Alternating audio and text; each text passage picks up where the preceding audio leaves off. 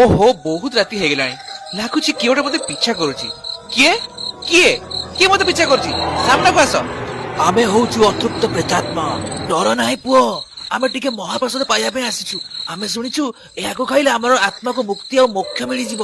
ପୁଅରେ ଆମେ ବହୁତ ବର୍ଷ ଧରି ଭଟକୁଛୁ, ଟିକେ ଦୟା କର। ଏମିତି କଥା କି? ମୋ କାଳିଆ ଠାକୁରଙ୍କ ପ୍ରସାଦ ଖାଇବ ତ? ହଉ ନିଅ ନିଅ। ଓ କି ସ୍ୱାଦ! ହଁ ରେ ଭାଇ, ବହୁତ ସ୍ଵାଦିଷ୍ଟ। ଜଗନ୍ନାଥ ମହାପ୍ରଭୁ ତମର ମଙ୍ଗଳ କରନ୍ତୁ। ଜୟ ଜଗନ୍ନାଥ।